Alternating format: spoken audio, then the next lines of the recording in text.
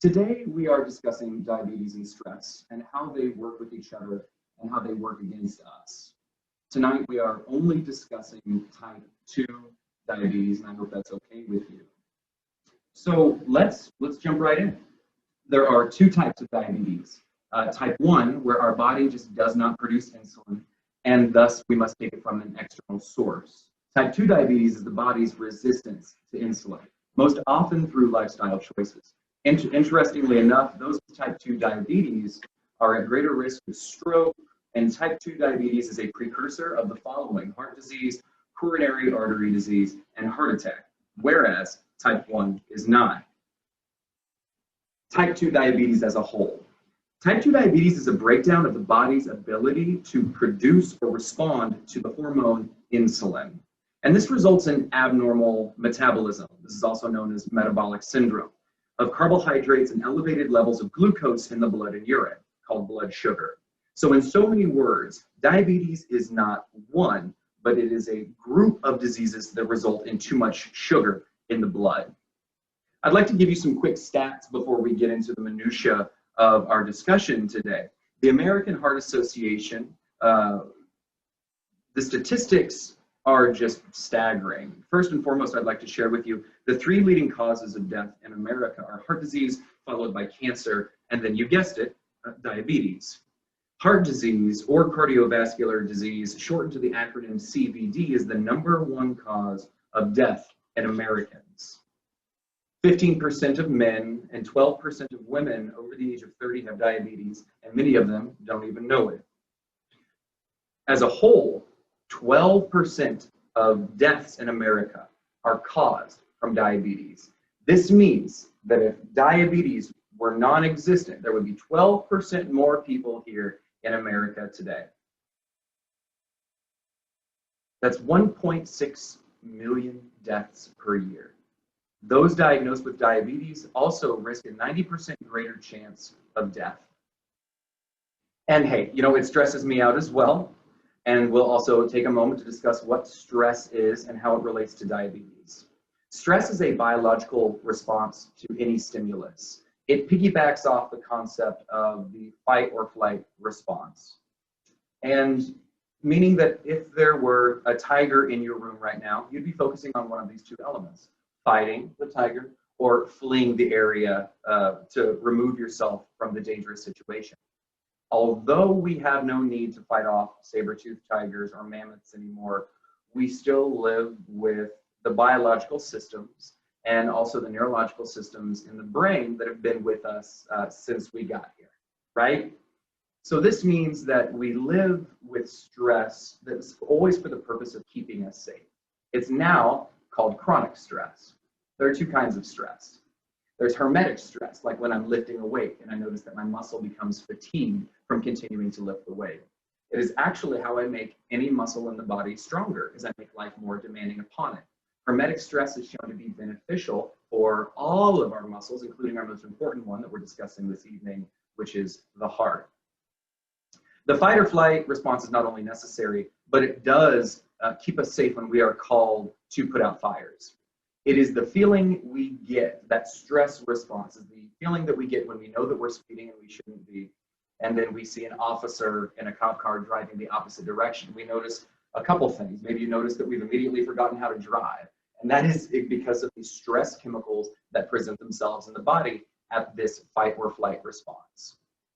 Now, you feel an immediate loss of breath, our pupils dilate, our digestion slows, and stress chemicals are released. Also think about waking up late for work and just the tornado that has to occur for you to get to work on time if you wake up late. What a terrible way to start the day.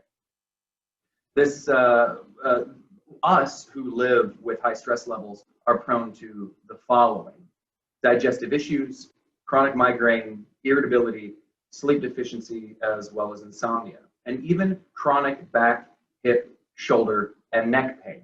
There is no limit on how stress manifests itself in the body, and we'll come back to this. But there is a reason for our fight or flight response, because we cannot evaluate what we're feeling if we're not feeling anything bad. The reason these things come to the surface are so that we can speak to those issues, hopefully to treat them or cure them. Now, we like to call it stress. I like to call it stress with a capital S. Also, I like to call it suffering because we allow many things to stress us out. But for now, we are discussing the compounded effects of diabetes and stress. Stress-related diabetes can lead to these health complications: heart disease, high blood pressure, blindness, kidney disease, nervous system diseases, also amputations, dental disease, and complications with pregnancy. Speaking of stress, from the Mental Health Foundation, they find that stress with a capital S manifests itself in 61% of patients. Those 61% of patients say that it causes them anxiety. From another report, 51% of people reported that stress gives them depression, both neurological conditions that prime certain hormones in the body. These are what we call stress hormones, things like adrenaline and cortisol. That is exactly what we're feeling when we forget to drive because there's an officer on the same road as we are. They are literally called stress hormones for that reason, as opposed to chemicals that make us feel happy, things like dopamine and serotonin. These unhappy hormones in the brain are here for the purpose of teaching us something. But if we live with chronic stress and without an outlet to be able to positively deal with that stress, we put ourselves in a very difficult position. And the reason why it is so important to come to terms with what we're doing to combat our stress, it is because we tend to make decisions when we are stressed that also cause us to have a lesser quality of health. Such as, in this same study, 46% of total reports found that stress causes individuals to overeat or eat the wrong things. When I'm stressed, I typically run to sugar. 29% reported they use alcohol to combat stress, or they've increased their alcohol consumption due to that elevated stress level. And then 16% reported that it caused them to begin smoking or increase their smoking. With these stats available, we find the rub at the intersectionality of diabetes and stress. The ways that we currently cope with stress typically lend us to a less healthy lifestyle. For example, I have a long day at work. I don't feel like cooking. Maybe I was running behind, so I run through the fast food lane for me and the kiddos. Our meal is eaten quickly, and although it is calorie dense, it is nutritionally light, so I don't get sustenance that my body requires. But as my body is one to do, my body loves to adapt, and so my body will use the nourishment to its best ability that I give it. It ends with a lesser quality of sleep or sleep deficiency, also possibly insomnia. We might even be living with stress and saying to yourself, I make these decisions already. If I continue this similar pattern for, let's say, a year, I notice that I have some unwanted weight. I also might notice that I, in turn, have a decrease in my energy level. And at this point, I have become uncomfortably comfortable because I've craved foods that do not serve me. So I continue to gradually put on unwanted body weight while noticing that I am more and more fatigued throughout the day. I know that I don't feel well, but I also don't feel bad enough to change it. And that is why it's called just that. We have put ourselves in a position of comfortable discomfort. But here's the thing with type 2 diabetes. Lifestyle choices can reverse and treat up to 10 years after initial diagnosis type 2 diabetes, which proves that these are all lifestyle choices. Because we in our most natural state are also in our most healthy state. Food exists for our benefit in the same way. Food in its most natural form is most healthy for us. Remember, I can take my body, I can use my digestive enzymes to digest a green apple. And I can use that for 100% of my body because it is 100% bioavailable. But on the opposite side, I can also take a big cheeseburger from that drive-through leg, and I can consume that. And my body will do its best, probably expending more energy on that food than it's worth, to convert it into something that my body can even recognize. Which is why after I eat a green apple, I might notice I've got a little fiber, I've got a little energy, And after we eat a big burger at the drive-through lane, we know what we want to do. We don't want to go train or exercise or move, right? We typically like to be sedentary. In a conditioned state, chronic stress, neglecting self-care, and consuming processed or unnatural foods leads to an unhealthy lifestyle and increases our chances of elevated blood pressure, hypertension, heart disease, atherosclerosis, which is the hardening of the arterial wall, as well as diabetes and heart failure. But there are so many small changes that we can make to our lifestyle. And it all begins with the breath. So we're going to take a moment to practice our breath. With all the statistics that I've given you, for those of you that might be riding a million miles an hour, I want you to notice on a scale of 1 to 10 your stress level. Just think about it for a moment. Maybe take into account the day that you had. And what is your stress level right now, 1 to 10? Good. All right. Now we're going to see if we can alter that. Here is my friend, the Hoberman sphere. We utilize the Hoberman sphere to educate people on the power of consistent breath. We're going to utilize this as a tool to oxygenate every cell in our body. Why do I start with breath? Because stress is related to the ability to take deep breaths through the most difficult situations. And the most difficult times to breathe are the same times when it is most imperative to breathe. When we take deep breaths, we re-regulate our central nervous system because the average person is typically breathing at about 60 to 70% of their lung capacity. We also notice that when we eat heavy foods that sit on our diaphragm, and maybe you're a smoker, all of these things compound and put added stress on our respiratory system. This causes issues in our respiratory system and it tells our lungs that they don't have to breathe. A, because it's already got things working against them. And also, if we're not exerting ourselves or we live a sedentary lifestyle, we might not ever have the opportunity to notice when our lungs are working too hard or noticing when they're working harder than they should. Again, we regulate every cell in our body. And we also give a soft reset to our central nervous system when we take deep breaths. So what we're going to do is we're going to play around with this Hoberman sphere. Maybe if you can have it in view, that's great. And I want you to just give your soft focus to this Hoberman sphere. And as I begin to extend and expand this sphere, breathe along with it. And then exhale as I close our sphere. Let's do that again. Inhaling.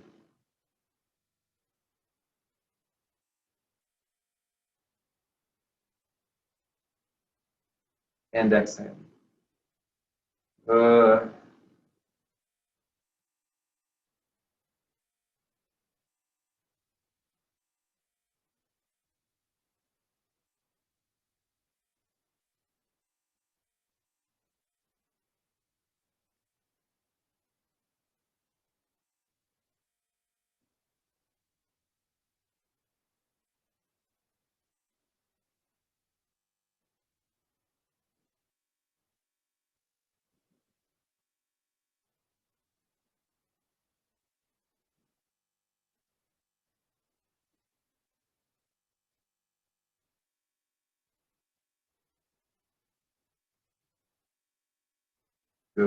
A few more.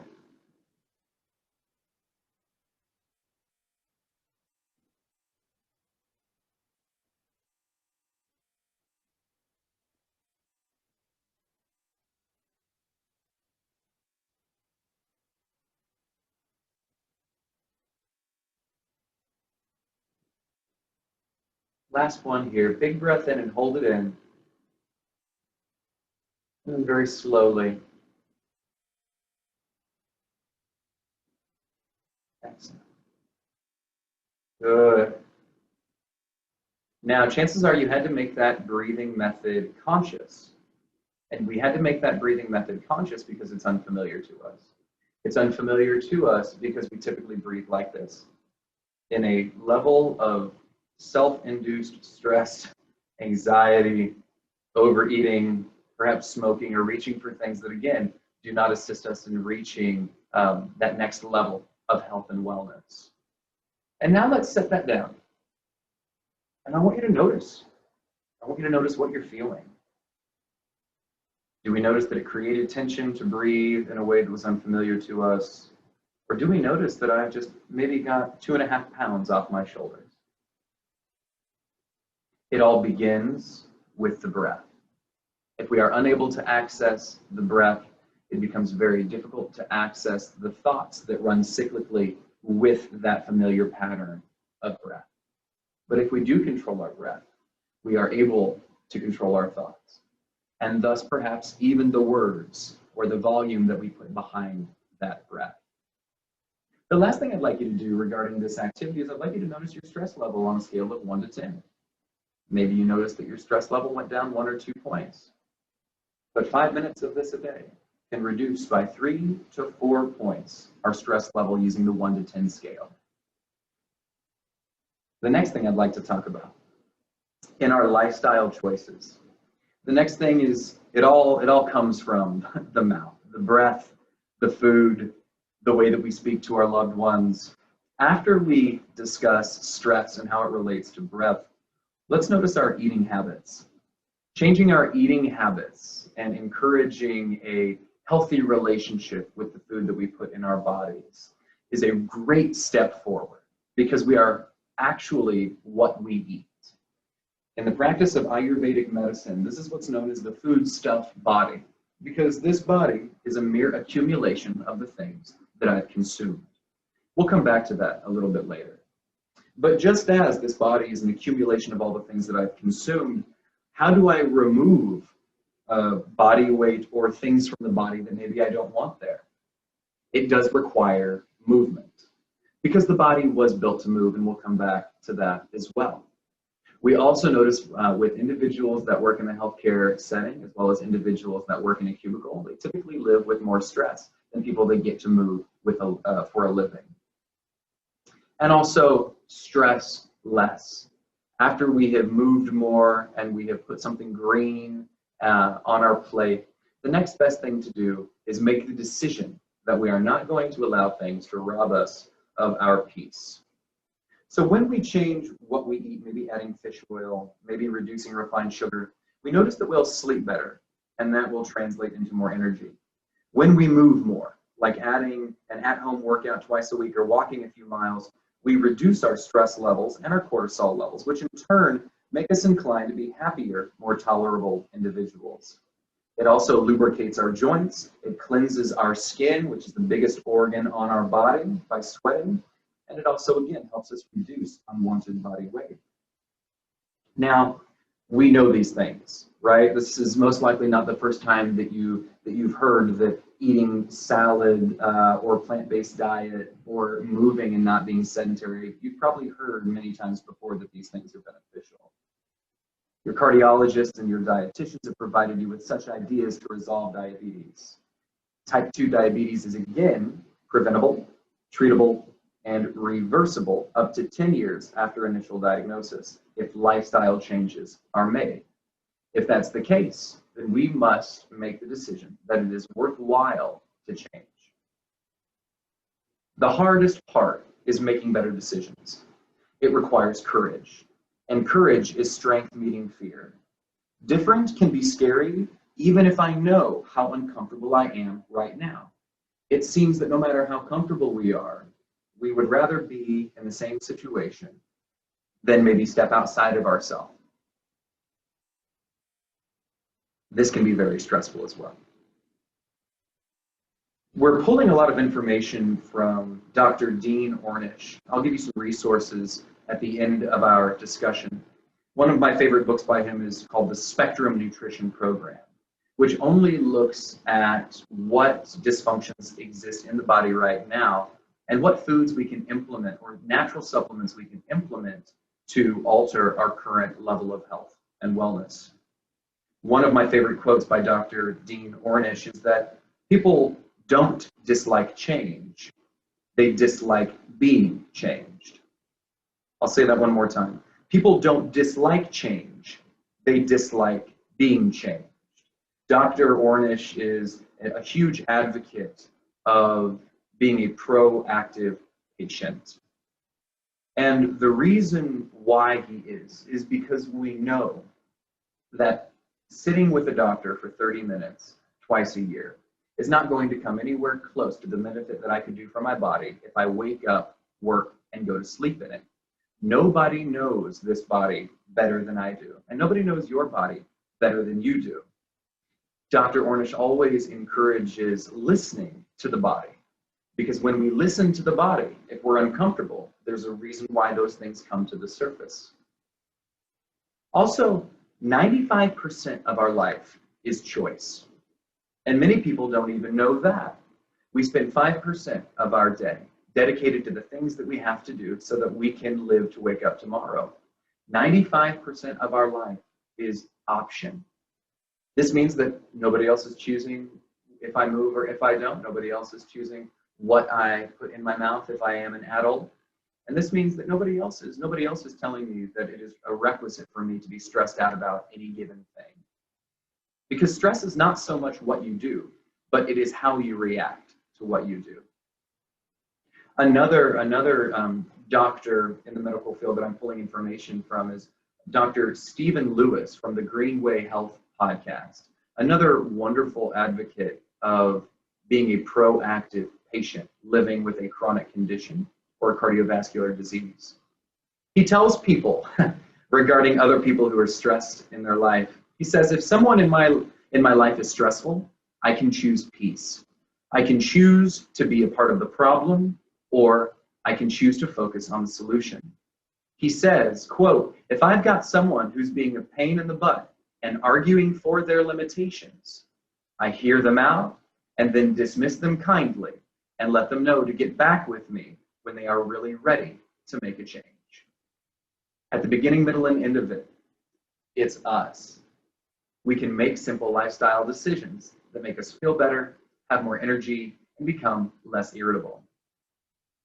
Also, Dr. Stephen likes to, he's a man of God, and I'd like to quote Proverbs 27:12.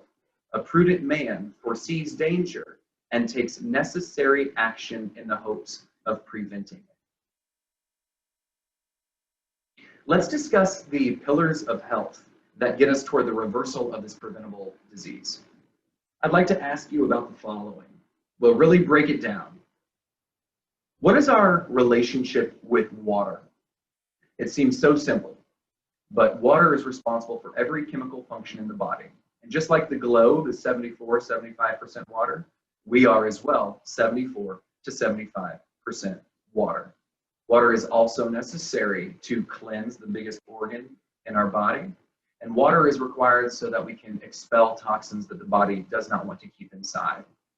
We also notice that people who are consistently dehydrated are quantifiably less healthy than those individuals that drink at least 8 ounces of water per day. And what is our relationship with food? As I discussed earlier, if this body is nothing more than an accumulation of the things that we've consumed, how do we feel about the quality or the nutrition value of those things that we've consumed? Do we notice that after a big meal we do feel tired? Do we notice that we feel like we have more energy after we eat a salad or perhaps some fruit? The most important thing with our relationship with food is being able to say when we have had enough. Stress causes this awareness to be muddy, which is why if we are getting ready to start a lifestyle change, it is so necessary to come back to things like the breathing element, because if we can breathe through it, we might be that much closer to putting down the fork the first time instead of keeping the fork toward in our hand until the plate is clean. Dr. Ornish says, I don't understand why asking people to eat a well-balanced vegetarian diet is considered drastic, while it is medically conservative to cut people open and put them on cholesterol-lowering drugs for the rest of their lives. Dr. Ornish has also said, I found that if I tell somebody, eat this and don't do that, it's not only not helpful, it's counterproductive, because even more than being healthy, we want to feel free and in control. And as soon as somebody tells us to do something, there's a tendency to develop resentment, and that causes us to do just the opposite. right? So again, if it comes from an extrinsic source, if it comes from the person on the cover of Shape magazine, it's going to be very difficult for us to maintain the discipline and the consistency required. We have got to come to the decision ourselves when it's ready for us to make that lifestyle change. And then what's our relationship with movement or activity? If by virtue of eating creates what I have accumulated and I want to take it off, then moving more than I consume is required. That's what metabolism is. Metabolism is my ability to burn calories based on the things that I do. Many of us, when we're stressed, it causes us to eat comfort food. It causes us to want to be sedentary and sit in front of, or I like to consider it, being babysat by our streaming services. There's nothing wrong with that in moderation. But if we wake up, commute to work, sit in an office for 8 hours, go home, eat dinner at the TV tray, and then go sit down at the end of the day or lie down, we've probably gotten many less steps that are required for us to maintain a healthy body weight. That's what's known as our basal metabolic rate. Fun fact, that's why a Fitbit or your Garmin says get at least 10,000 steps. Because based on your BMR or your basal metabolic rate, to maintain a healthy body weight, that's as many steps as we like to get. And that's not very much considering if we have kids in our lives or if we have youngsters in the family and we watch them do sports on a Saturday, they're getting many more than 10,000 steps. And do you think that it relates to their energy level and maybe even the joy or happiness that they get out of moving? If we want to make moving less scary or less uncomfortable, or for some of you that live with a chronic pain, if we want to make movement less uncomfortable, we simply need to move more. I don't like to call it exercise. I like to call it movement or activity. In some cases, musical chairs can be movement or activity. In some cases, calling a buddy and walking around the inside of or an outside, and in this case, outside of a recreation facility or walking out the park. For somebody that loves pets, having a puppy or a dog is a great opportunity to work on community building, building a relationship with someone, and also getting some steps in. Also, that leads me to the next pillar of health for stress and diabetes. What is our relationship with our community? And what is our relationship with relationships? How do we relate to our relationships? Again, to quote Dr. Dean Ornish, people who are lonely and depressed are 3 to 10 times more likely to get sick and die prematurely than those who have a strong sense of love and community. I don't know any other single factor that affects our health, for better or for worse, to such a strong degree. My relationship with my community is a reflection of my relationship with myself. The more important I make myself, the more important I'm willing to make somebody else. If I find the baseline value of me is to wake up every day and show love and be grateful, then I will extend that to somebody else. But as life is a reflection of what's going on internally, if I wake up and I think that the world is gone to heck in a handbasket, then that is what the world is going to reflect back to me. However, if I wake up and think about 3 things that I'm grateful for, or if I wake up and practice a meditation that we'll be doing next, or if I wake up and I look into the eyes of somebody on this earth and I say, I'm so happy that you're here and I'm so happy that I am. You've not only altered the chemicals in your brain, but you have induced dopamine and serotonin in the brain of somebody else, simply by you being happy and wearing a smile. How amazing is that? So next, for our relationship to relationships, we are going to do a breathing practice for peace. All right? So I will use my buddy, the Hoberman sphere here in this next little activity. And we're going to sit with our back, giving it completely to the chair, allowing our palms to be at our computer top, or even more preferred, on the tops of our thighs. I'll bring this up so you can see it. Let's just take a deep breath in and exhale through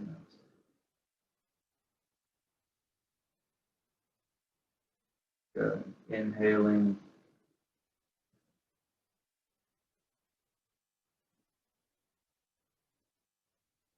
And exhaling. Inhaling.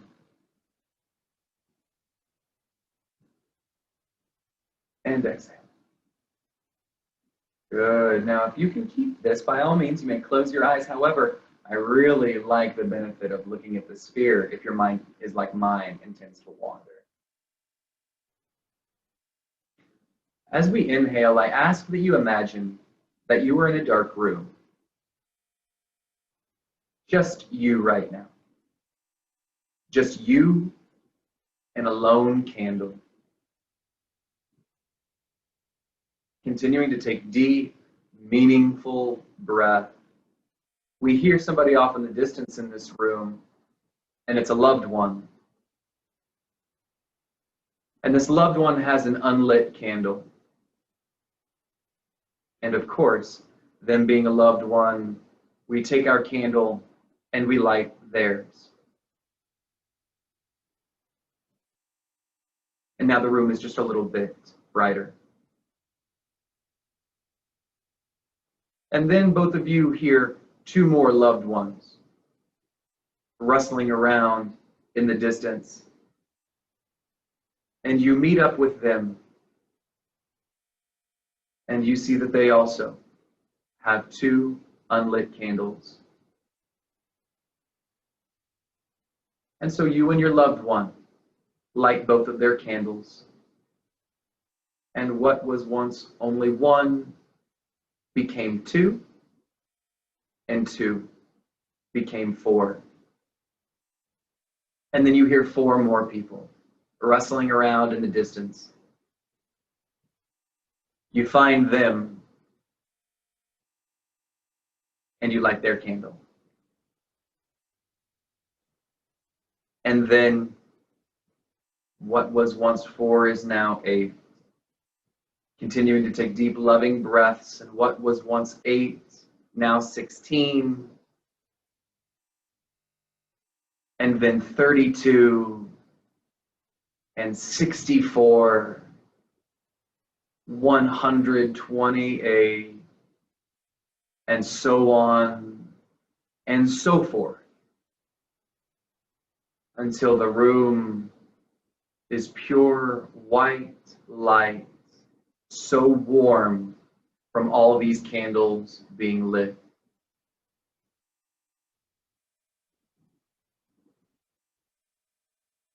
And you know what? It did not extinguish our flame one bit to choose to light the flame of someone else.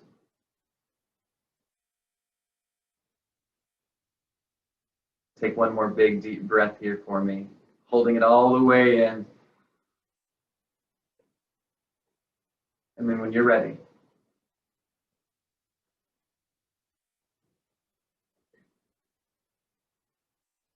letting it out.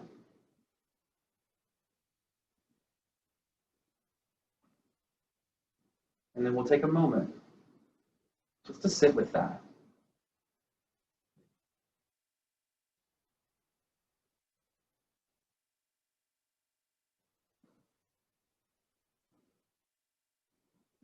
Noticing our breath.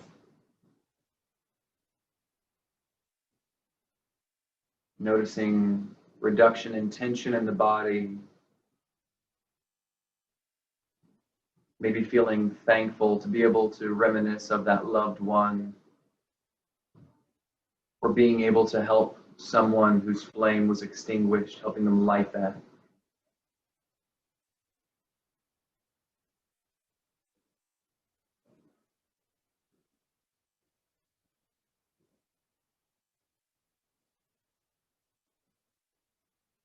And then when you're ready, thinking of something that lifts the corners of your mouth.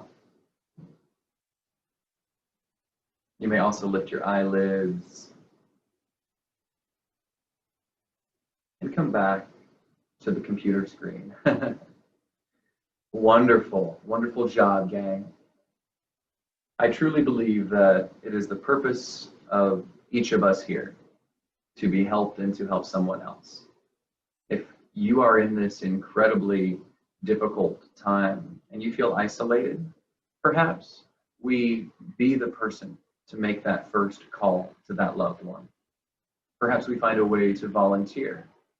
There's something within each of us that needs to be loved, that needs to feel part of something bigger. It doesn't have to be all that meaningful. Maybe it's your bowling league that makes you feel like you're part of something bigger than yourself.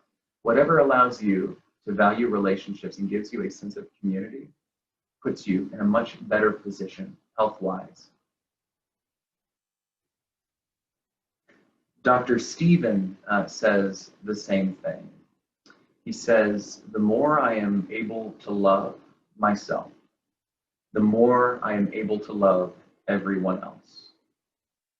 And when we reach this level of peace in our body, it's no longer even about who are the few individuals I do love. It's not even about who are the few individuals I don't love. It is the ability to love the whole world, to show acceptance with open arms. To quote Dr. Lewis once more, who likes to quote Luke 6:45, who says, "For the mouth speaks what the heart is full of." I'd also like to say that the mouth eats what the heart is full of. Getting to this position, we now know the right moves to make. We now know that the next right decision, again, might be moving more, eating something of a higher caliber, or eating less of it. And also choosing to prioritize or show gratitude to the things that I know will send my energy in the direction of positivity rather than a lower vibration of negativity. If we know the right moves to make and the wrong moves to avoid, and we have the ability, why do we not apply what will keep us happier, more in and of the world, and in this world longer? The biological mechanisms that affect our health and well-being are so dynamic that when people change their diet and their lifestyle, they usually feel so much better so quickly. It reframes the reason for changing from fear of dying to the joy of living. Also, the support that patients give each other is a powerful motivator. If I am able to turn my fear of the dentist that kept me from going for so long into I go see the dentist because he keeps my mouth healthy and clean, he or she keeps my mouth healthy or clean, then I have already changed the charge of that emotion. I have taken it from a position of victimization and identifying with not doing something that I know would help me to doing something that would help me because I'm worth it. And you are too. Before we close out with another meditation, if you've got something to write down on, whether it be your phone or your pen and a piece of paper, I'd like you to ask yourself these questions. What is the intended role of my body on this earth? I'll repeat that. What is the intended role of my body on this earth?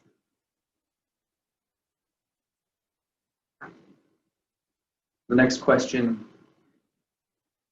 when have you changed your life for the better and why?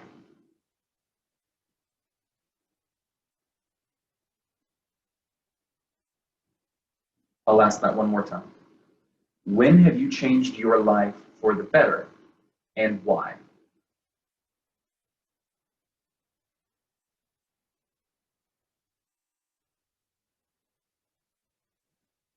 And then the last question, if we're getting honest with ourselves, what life situations brought me to this moment, right here and right now? What life situations brought me to this moment, right here and right now?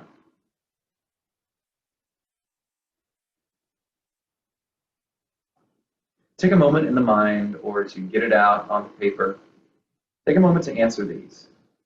And you'll come back to them in a moment. The reason we ask ourselves these difficult questions is because we have to communicate effectively with ourselves. Me refusing to go to the dentist is me unskillfully saying that I am not worthy of having clean teeth. And it's not that that's the reality. That's just the thought that was the truth that I allowed in my mind. By becoming more aware of our beliefs and expectations, it allows us to powerfully transform our lives for the better. When we examine ourselves by virtue of asking these difficult questions, we kind of, those thoughts and beliefs and judgments and emotions and identifications that were below the surface, they were maybe submerged. The things that talk to us cause those things to come to the surface so that we can deal with them. The more we evade or the more we suppress any emotion, the more power we give to that emotion. Dr. Ornish also says that meaning, whatever it means to you, it's malleable. It's not one size fits all. And there is no one way to live. There is no one diet. There is no one sleeping pattern. There is no one list of priorities.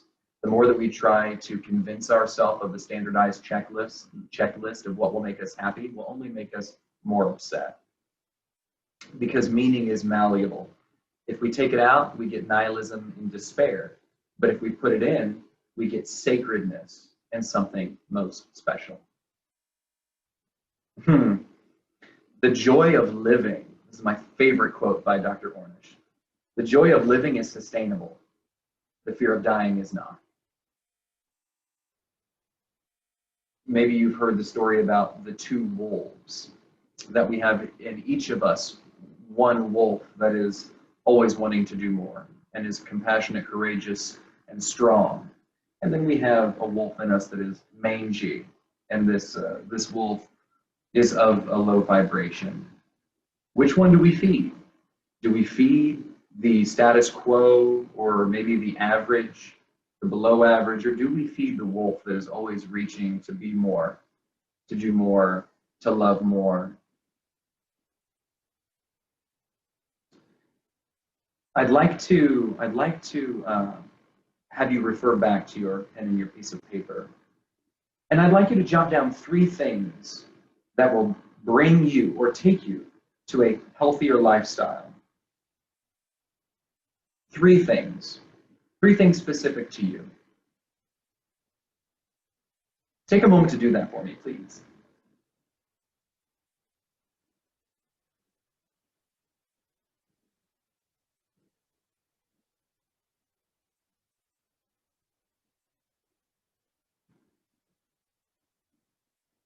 Three things that are immediately applicable to you specifically. And then I'd like you to take that piece of paper, and I would like you to put it somewhere where you will see it every day. What 3 things you can do to take you to a healthier lifestyle. For some of my clients, I have them take their grocery list and I have them put it on the fridge. And I also have them only make out their grocery list when they're in a good mood. Because if I am impulsive and hungry and I go to the grocery store, what am I more inclined to do? I'm more inclined to feed that stress impulse, right? So just a little preparation can go a long way. And also, if the goal is always to move our energy in the direction of positivity, if I hold myself accountable, me holding myself accountable is me making decisions that I later respect about myself. And this is what self-love is. We get to such a joyful place of loving ourselves so much after we find the routine of mindful movement and eating to feed this body so that I can continue to love more and be happier in this world.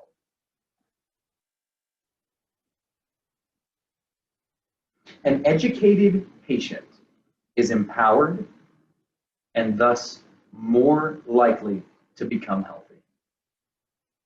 An educated patient is empowered and thus more likely to become healthy. To finish, I would like to close off with a meditation, and then I'll give you those resources for some wonderful literature. Let's refer back to our Hoberman sphere. We have got a very similar meditation to the meditation of lighting the candle, showing us our own importance in assisting others. But this one is just for us. This is a meditation for health. So what we'll do is, if you prefer to close your eyes, feel free to. If you like the Hoberman sphere, then you can refer to that as well. Let's start by taking just a couple deep breaths.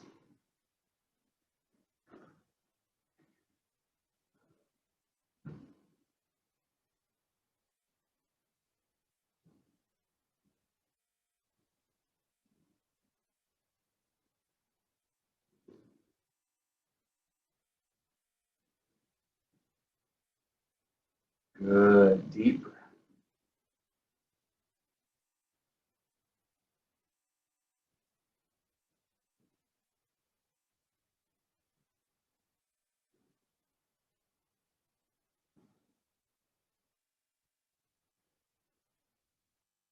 I ask that you imagine that you have a lens that allows you to travel down inside your body and find what needs healing. Healing can mean love, it can mean attention, it can even mean rest. But whatever it means, as we continue to breathe deeply in this guided meditation, imagine that this lens allows us to find on the cellular level that part of us or those parts of us anywhere in the body that need love or attention or rest.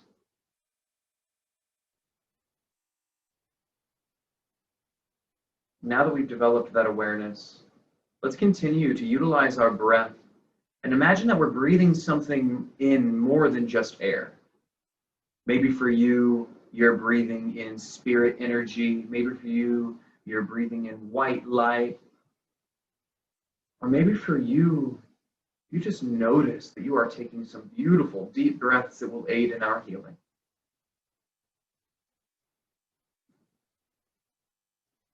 And as we continue to cultivate this relationship with our breath and we inhale this beautiful energy, let's send it to that part of us that needs it most. That part of us that needs attention or rest. Let's begin to send the breath there.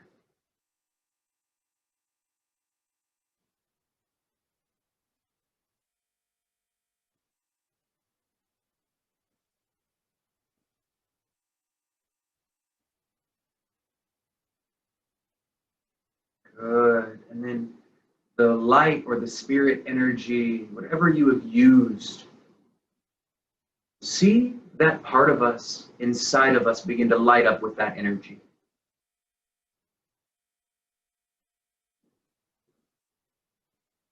Begin to see those cells pulsing with this white light.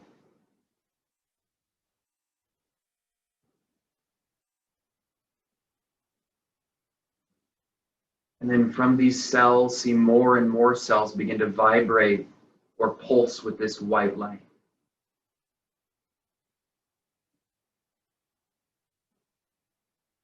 And notice that this white light begins to travel to the rest of the body.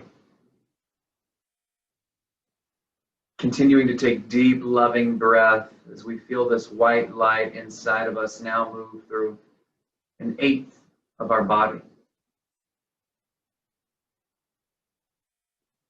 Moving through 1/4 of our body.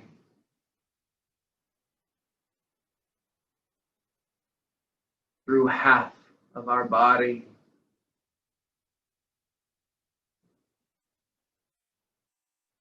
And our whole body filled with this pure healing energy.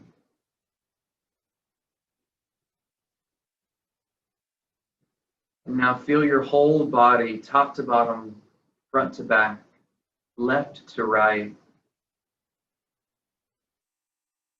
Feel this healing energy cover you.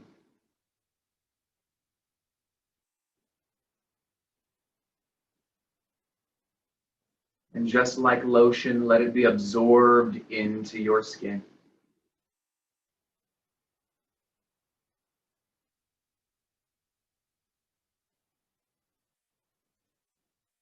When you're ready, Take a big, deep, loving breath, holding it in for just a moment.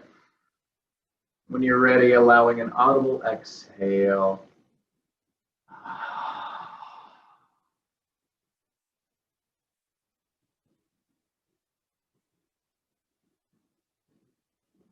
And then if your eyes were open, close the eyes and just sit with that for a moment.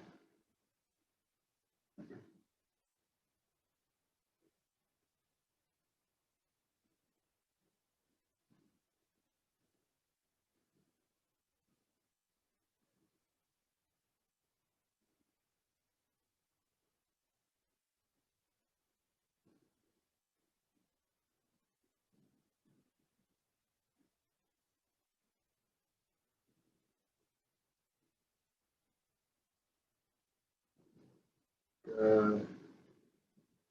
When you're ready, lifting the eyelids about 10%,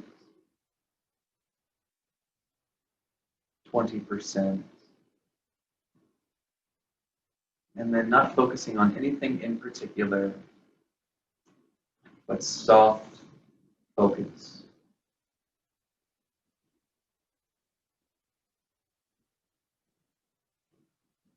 Intention is a very powerful thing. We must intend to get well before it will become a reality. I'd like to finish with a quote before I discuss resources and take any questions that you might have. From, of course, Dr. Dean Ornish. He says, "Poor health is not caused by something you don't have. It's caused by disturbing something that you already have. Health is not something you need to get. It's something you already have if you don't disturb it." Poor health is not caused by something you don't have. It's caused by disturbing something that you already have. Health is not something you need to get. It's something you already have if you don't disturb it. I would like to offer you some resources from the doctors whose cited works I have given testimony to here. I only co-sign things that I've read or things that I'm familiar with. I also want to let you know that I am not a licensed doctor, and all of this is an offering. But I do like to listen to doctors, especially ones like Dr. Dean Ornish, whose book Reversing Heart Disease is astounding in all of its research and its well-roundedness. So the first book that I would recommend from him is Reversing Heart Disease. He's got another book that's nutritionally based called The Spectrum, which is a full nutrition program specific to each person. That's also by Dr. Dean Ornish. And then he's also got a book called Undo It, which is a treatment of diabetes for life. And this is also a very well-rounded work that was designed and written for the diabetic in mind. I have one more resource. Dr. Stephen's Green Wisdom podcast. Dr. Stephen Lewis is an internal medicine physician, and he has got a bi-weekly podcast where him and his wife out of East Texas sit and discuss supplements, statistics, and being an advocate of your own health. Listening to him talk is like syrup. It's amazing. And then from someone that I've not quoted, but I have taken some of the works from, is a book called Counterclockwise by a woman named Ellen Langer. And the Counterclockwise book is the mindful health and power of possibility. Those are the current resources that I have for you. Do we have any questions before we close our talk? All right. I really appreciate you all spending time with me this evening.